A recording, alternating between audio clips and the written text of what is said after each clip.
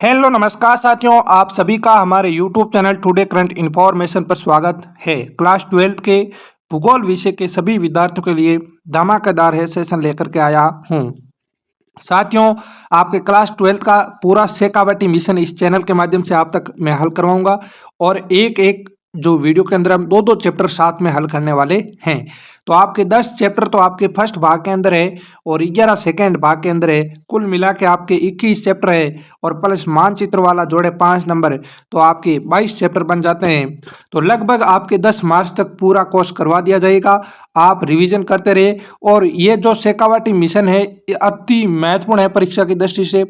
कई विद्यार्थी सोच रहे हैं सर क्यों है अति महत्वपूर्ण। अति महत्वपूर्ण इसलिए है कि ये राजस्थान सरकार जारी करती है, ठीक है ना। राजस्थान सरकार की जो शैक्षिक एजेंसी होती है उनके द्वारा ये जारी किया जाता है और राजस्थान के जो आपके सरकारी कर्मचारी है उनके द्वारा ये बनाया जाता है। जबकि आप सोच रहे हो ये संजीव डेस्क हो गई, एक्सीलेंट हो गई, इनसे सवाल कम आता है। क्यों आते हैं? क्योंकि ये एक प्राइवेट एजेंसियां हैं, प्राइवेट कंपनियां, उनके द्वारा ये जारी होती है। उसके मुकाबले शेखावटी मिशन राजस्थान सरकार के एक्सपर्ट द्वारा जारी किए जाते हैं, इसलिए अति महत्वपूर्ण है। और परीक्षा में है लगभग 80 से लेकर के 70 से 80% सवाल है हूबहू छपते हैं। इसलिए मैं आपको बहुत अच्छा रिवीजन कराऊंगा और रिवीजन के साथ साथ याद भी जरूर करवा दूंगा, ठीक है साथियों। इसी के साथ हमने क्लास 12 के जो संजीव डेस्क के मॉडल पेपर है वो भी हल करवाए हैं, आप प्ले लिस्ट में जाकर देख सकते हो। इसके अलावा आपके इतिहास, राजनीतिक विज्ञान हो गया, हिंदी अनिवार्य, हिंदी साहित्य, इंग्लिश, इनके मॉडल पेपर हल करवा दिए हैं। आप प्ले लिस्ट में जाकर जरूर देखिए। उनकी सभी की जो पीडीएफ है आपको हमारे ग्रुप बने हैं, टेलीग्राम ग्रुप है साथियों, आरबीएससी क्लास 6 से 12 उसके अंदर भेज दी जाएगी और इसी की हम उस ग्रुप के अंदर भेज देंगे, ठीक है। तो उस ग्रुप को अभी तक आपने ज्वाइन नहीं किया, ज्वाइन जरूर करना, उसका लिंक डिस्क्रिप्शन के अंदर है। उसी के साथ उस ग्रुप में उत्कृष्ट क्लासेस जोधपुर द्वारा जारी आपके विषयवार सभी मॉडल पेपर हमने डाल दिए हैं जहां आप फ्री के अंदर देख सकते हो, ठीक है। तो आप उस ग्रुप को ज्वाइन जरूर करना, उसका लिंक है वो डिस्क्रिप्शन के अंदर है। और इस वीडियो को अपने सभी दोस्तों तक शेयर करना, वीडियो को लाइक करना और चैनल पर नए हो तो चैनल को सब्सक्राइब करना ना भूले। बेल आइकन को प्रेस करें ताकि आने वाली हर एक वीडियो का नोटिफिकेशन आप तक पहुंच जाए। तो साथियों, पहला अध्याय है मानव भूगोल, प्रकृति एवं विषय। यहाँ पर पहला प्रश्न है, निम्नलिखित में से कौन सा भौगोलिक सूचना का स्रोत नहीं है? यात्रियों का विवरण, प्राचीन मानचित्र, चंद्रमा से चट्टानी पदार्थों के नमूने और प्राचीन महाकाव्य। तो भौगोलिक सूचना के स्रोत नहीं है, तो तीसरा ऑप्शन सही है, चट्टानों जो चंद्रमा से चट्टानी पदार्थों के नमूने। दूसरा आपसे सवाल पूछा जा रहा है कि निम्न में से कौन सा आर्थिक भूगोल का उपक्षेत्र नहीं है, ठीक है। तो कौन सा? संसाधन भूगोल, कृषि भूगोल, पर्यटन भूगोल या चौथा ऑप्शन है सैन्य भूगोल, इसका सही आंसर होने वाला है।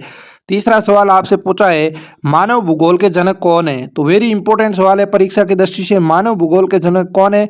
रेट जेल है। कौन है? रेट जेल है। आगे आपसे चौथा सवाल पूछा है कि मानव भूगोल की कल्याणपरक अथवा मानवतावादी विचारधारा का संबंध है, तो इसका संबंध किससे है? सामाजिक कल्याण से है। पांचवा सवाल है, निम्नलिखित में से कौन सा एक लोगों और पर्यावरण के बीच अन्योन्य क्रिया का सर्वाधिक महत्वपूर्ण कारक है? तो इसका सही आंसर है मानव बुद्धिमत्ता। क्या है? मानव बुद्धिमत्ता। छठा सवाल है, निम्न में से कौन सा मानव भूगोल का उपागम नहीं है? तो क्षेत्रीय विभिन्नता, मात्रात्मक क्रांति, स्थानिक संगठन या अन्वेषण और वर्णन। तो इसका सही आंसर है मात्रात्मक क्रांति, ठीक है। सातवां सवाल आपसे पूछा है मानव भूगोल में किसके अध्ययन पर बल दिया गया है? तो इसका सही आंसर है प्रकृति और मानव के अध्ययन पर बल दिया गया है, ठीक है। आठवां सवाल आपसे पूछा है कि निम्न में से कौन सा एक मानव भूगोल का उपागम नहीं है? तो ये फिर से रिवाइज हो गया प्रश्न, मात्रात्मक क्रांति नहीं है, ठीक है। 10वां सवाल आपसे पूछा जा रहा है, नवां सवाल आपसे पूछा है ऐतिहासिक भूगोल किस मानव भूगोल के क्षेत्र का उप क्षेत्र है? तो इसका सही आंसर है सामाजिक भूगोल का, ठीक है। 10वां सवाल है 1970 के दशक में किस विचारधारा का उदय नहीं है? ठीक है, तो यहाँ पर जो आधुनिकतावादी जो विचारधारा है इसका 1970 के अंदर है वो है विचारधारा का उदय नहीं हुआ था, ठीक है।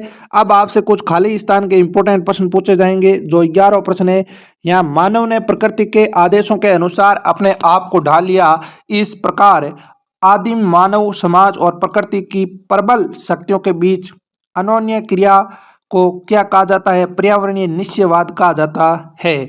तो आपसे यह भी सवाल पूछा जा सकता है कि पर्यावरणीय निश्चयवाद से आप क्या समझते हो?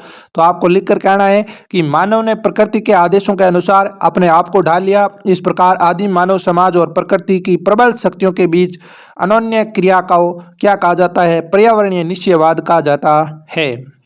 12वां सवाल आपसे पूछा है, भूगोल में उत्तर आधुनिकवाद का उदय 1990 के दशक में होता है। कब होता है?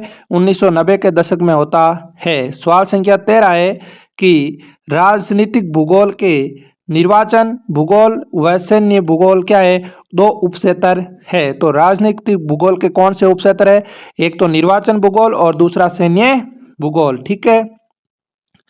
नेक्स्ट आपसे सवाल संख्या 14 पूछा है यहाँ पर कि आमूलवादी विचारधारा ने निर्धनता के कारण बंधन और सामाजिक असमानता की व्याख्या के लिए कौन सा मार्क्स के सिद्धांत का उपयोग किया है? किसके सिद्धांत का? मार्क्स के सिद्धांत का उपयोग किया है। 15वां सवाल आपसे पूछा जा रहा है, रेड जेल के अनुसार मानव भूगोल की परिभाषा दीजिए। वेरी इंपॉर्टेंट सवाल है, वेरी इंपॉर्टेंट सवाल है। आप इसको पढ़ करके जरूर जाना, परीक्षा के अंदर वो छपेगा कि रेड जेल के अनुसार मानव भूगोल का परिभाषा देना है। मानव भूगोल के जनक कौन है? तो रेड जेल है। मानव भूगोल मानव समाजों और धरातल के बीच संबंधों का संश्लेषित अध्ययन है। ये किसने परिभाषा दी है साथियों? रेड जेल ने दी है। 16 नंबर सवाल है, एलन सी सैंपल के अनुसार मानव भूगोल की परिभाषा दीजिए। तो एलन सी सैंपल ने मानव भूगोल की परिभाषा की क्या दी है? यहाँ पर उन्होंने कहा है, मानव भूगोल अस्थिर पृथ्वी और क्रियाशील मानव के बीच परिवर्तनशील संबंधों का अध्ययन है। तो दोनों परिभाषा परीक्षा की दृष्टि से इंपॉर्टेंट है, दोनों को आप याद करके जाइएगा। ये देख लीजिए, 17वां सवाल आपसे पूछ लिया है कि पर्यावरणीय निश्चयवाद किसे कहा गया है? तो इसका सही आंसर है, आरंभिक अवस्थाओं में मानव प्राकृतिक पर्यावरण से प्रभावित होकर प्रकृति के आदेशों अनुसार अपने आप को ढाल लिया और इसी आदिम समाज और प्रकृति की प्रबल शक्तियों के बीच अन्योन्य क्रिया को पर्यावरणीय निश्चयवाद कहा गया है। यह भी परीक्षा की दृष्टि से वेरी इंपॉर्टेंट सवाल है। अब आपसे आगे 18 नंबर सवाल पूछा है, संभववाद क्या है और इसके जनक कौन हैं? तो आपको सही आंसर है इसका कि मानव सामाजिक और सांस्कृतिक विकास के साथ अधिक सक्षम प्रौद्योगिकी का विकास करते हैं और इससे प्रकृति अवसर प्रदान करती है और मानव इसका उपयोग करता है तथा धीरे धीरे प्रकृति का मानवीकरण हो जाता है। इसे ही क्या कहते हैं? संभववाद नाम दिया गया है। और संभववाद के जनक है कौन है? पॉल विडाल डी ला ब्लांस। ये क्या है? संभववाद के जनक है। ये भी प्रश्न काफी अच्छा है, आपसे पूछा जा सकता है संभववाद के जनक कौन है? तो याद रखना है पॉल विडाल डी ला ब्लांस। ठीक है। 19वां सवाल है, नव निश्चयवाद क्या है? ये संकल्पना किसने प्रस्तुत की? वेरी इंपॉर्टेंट सवाल है साथियों, नव निश्चयवाद। तो इसका सही आंसर है, इसके अनुसार न पर्यावरणीय निश्चयवाद की दशा है न ही संभववाद की दशा है। इसका अर्थ है प्राकृतिक नियमों का पालन करके हम प्रकृति पर विजय प्राप्त कर सकते हैं। ये संकल्पना कौन देता है? ग्रिफ्थ टेलर ने दी थी। आपसे जो फर्स्टनिष्ठ प्रश्न के अंदर पूछा जा सकता है नव निश्चयवाद की संकल्पना किसने प्रस्तुत की? तो आपको याद रखना किसने? ग्रिफ्थ टेलर ने दी थी। और नव निश्चयवाद क्या है? ये आपके परिभाषा आपके सामने है, वेरी इंपॉर्टेंट सवाल है। 20वां सवाल है, सामाजिक भूगोल के 3 उपक्षेत्रों के नाम बताइए। तो सामाजिक भूगोल के 3 उपक्षेत्र है, व्यवहारवादी भूगोल, सामाजिक कल्याण का भूगोल और सांस्कृतिक कल्याण का भूगोल। ठीक है। और 21वां सवाल है, आर्थिक भूगोल के 3 उपक्षेत्रों के नाम लिखिए। तो संसाधन भूगोल, कृषि भूगोल और पर्यटन भूगोल। ठीक है साथियों, तो ये चैप्टर नंबर आपके जो पहला है, इसके सारे इंपॉर्टेंट प्रश्न हमने आज के सेशन के अंदर हल किए हैं। इस प्रकार हम हैं लगातार वीडियो के माध्यम से आप तक इंपॉर्टेंट प्रश्नों को भेजते रहेंगे। आप लगातार इन प्रश्नों को बार बार पढ़ते रहे और आप मेरा कहना मानिए, यहाँ से ही सवाल छपने वाला है। आप विश्वास करके इनको बार बार मेहनत करते हुए पढ़िए और याद करने की कोशिश कीजिए। तो साथियों, ये वीडियो आपको कैसा लगा है? अगर अच्छा लगा है तो अपने दोस्तों तक शेयर करना, वीडियो को लाइक करना और चैनल पर नए हो तो साथियों चैनल को सब्सक्राइब जरूर कर देना। और हमारे टेलीग्राम ग्रुप आरबीएससी क्लास 6 से 12 को अभी तक आपने ज्वाइन नहीं किया है तो ज्वाइन जरूर कीजिएगा। तो साथियों, आज के लिए इतना ही, मिलते हैं अगले सेशन में। तब तक के लिए धन्यवाद। जय हिंद, जय भारत।